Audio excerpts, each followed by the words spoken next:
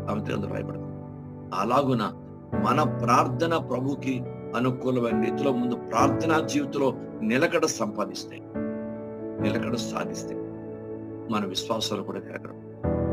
రెండవది, సవాసంలో నిలకడ ఉండాలి. దైవ సవాసంలో నిలకడ ఉండాలి.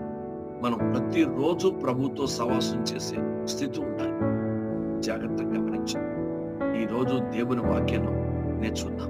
అయినా సవాసం లేకుండా నీకు విశ్వాసం రావడం. ఎందుకంటే వినుట వల్ల విశ్వాసం వస్తుంది.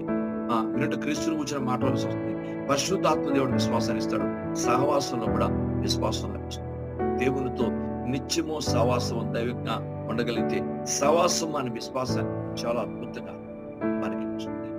విశ్వాసం బాగా మనం చేకూర్చుకోవాలి. ఎందుకంటే దేవుని మాటలు మనం వింటూ ఉంటే ఆ మాటల్లో ఉన్న శక్తి, ఆ మాటలో ఉన్నటువంటి దైవికమైనటువంటి విడుదల